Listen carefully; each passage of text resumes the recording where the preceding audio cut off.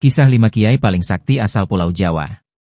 Tak bisa dipungkiri, sejumlah kiai di Indonesia khususnya Pulau Jawa dikenal sakti mandraguna. Salah satunya adalah Gus Dur. Kesaktian atau kekuatan khusus oleh Allah Subhanahu wa Ta'ala dapat memiliki berbagai tujuan tergantung pada konteksnya. Selain alim dalam urusan agama, kiai juga dikenal memiliki kemampuan lain. Kesaktian ini diberikan kepada manusia biasanya terkait tentang perlindungan. Kesaktian dapat diberikan kepada seseorang atau kelompok untuk melindungi mereka dari bahaya fisik, spiritual, atau sihir jahat. Ini dapat berupa bentuk perlindungan dari energi negatif, roh jahat, atau bahaya alam. Selain itu juga berkaitan dengan keberhasilan dalam tujuan tertentu, penyembuhan, koneksi dengan alam gaib, pendidikan dan kebijaksanaan, serta kemampuan khusus tertentu. 1. Kiai Maksum atau Gus Maksum. Kiai Maksum Jauhari atau yang lebih dikenal sebagai Gus Maksum merupakan seorang kiai paling sakti di tanah Jawa. Dengan kesaktian ilmu kanuragan yang tinggi, karena itulah Gus Maksum justru dikenal sebagai pendekar berkat kepiawaiannya dalam mengaji kitab kuning sekaligus juga ahli dalam seni bela diri atau silat. Beliau merupakan pengasuh pondok pesantren, Ponpes, Lirboyo, Kediri, Jawa Timur.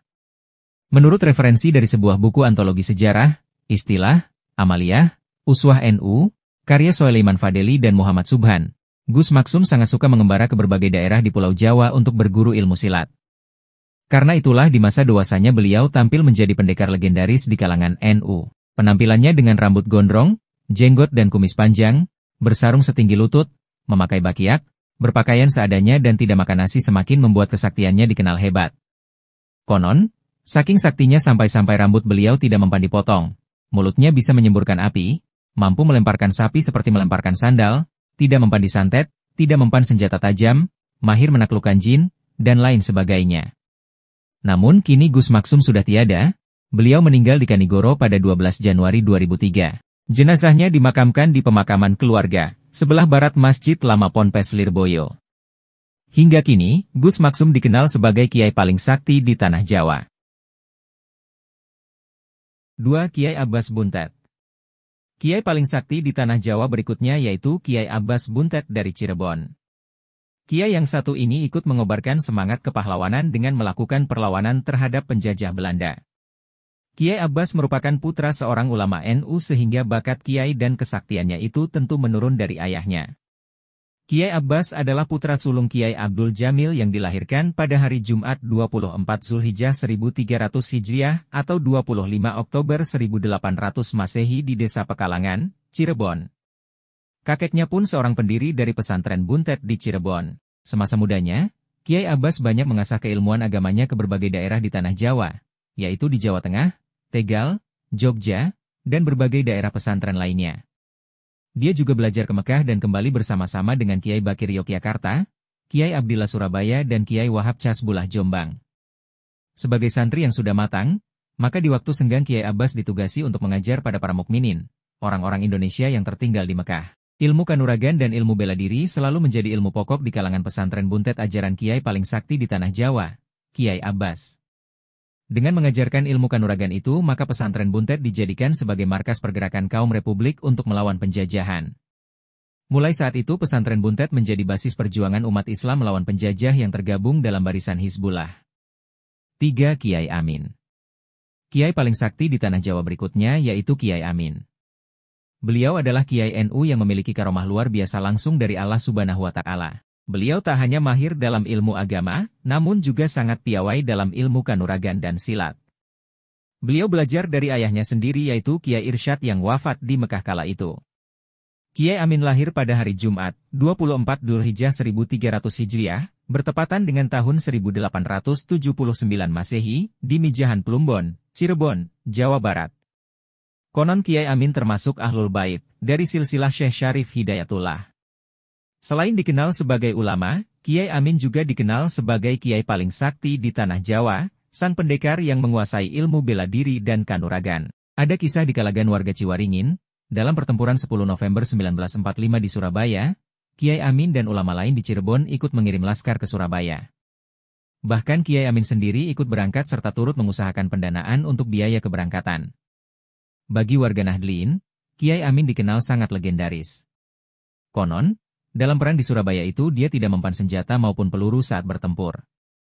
Bahkan, Beliau juga dikabarkan tidak mati meskipun dilempari bom sebanyak 8 kali. Luar biasa, itulah karomah yang diberikan Allah pada sang Kiai NU1 ini, Kiai paling sakti di tanah Jawa. 4. Kiai Hamid.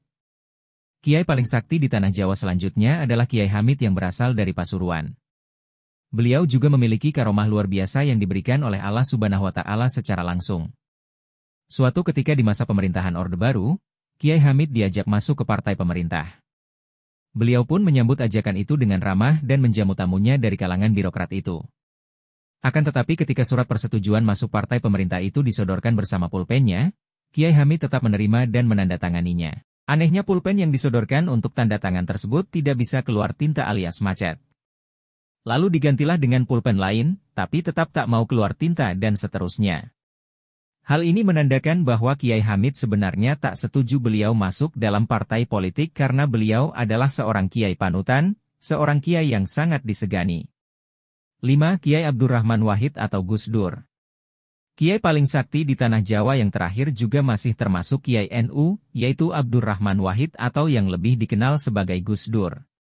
Gus Dur adalah presiden keempat negara Indonesia.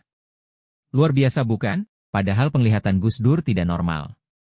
Beliau merupakan Kiai NU tersohor di Nusantara ini bahkan sampai ke luar negeri. Sebagai salah satu Kiai paling sakti di tanah Jawa, Gus Dur disebut-sebut memiliki karomah. Salah satunya diceritakan Hoirul, sopir pribadi Gus Dur. Suatu ketika, ia sedang berada di Majenan Cilacap mengantar Gus Dur dan beberapa orang anggota rombongan dalam 2 mobil.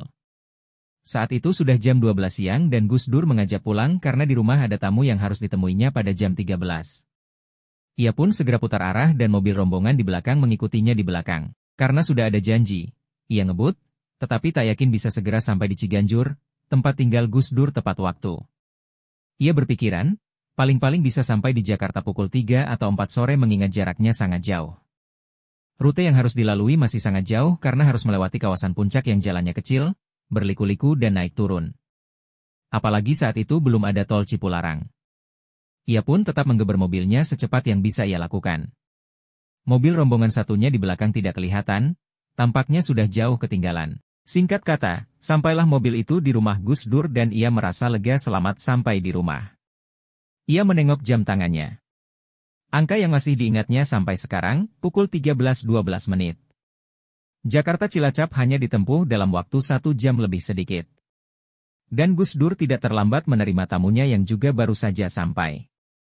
Rombongan mobil di belakangnya baru sampai di Ciganjur pukul 16.30, beda 4 jam lebih dari perjalanannya. Luar biasa, Gus Dur adalah seorang wali bagi kalangan NU, dan beliau pun diakui sebagai Kiai paling sakti di tanah Jawa. Wallahu alam. Demikianlah penyampaian dan penjelasan tentang 5 Kiai paling sakti asal Pulau Jawa. Semoga bermanfaat. Jangan lupa like, share dan subscribe agar saya lebih semangat lagi dalam berbagi ilmu dan informasi yang menarik lainnya. Terima kasih. Wassalam.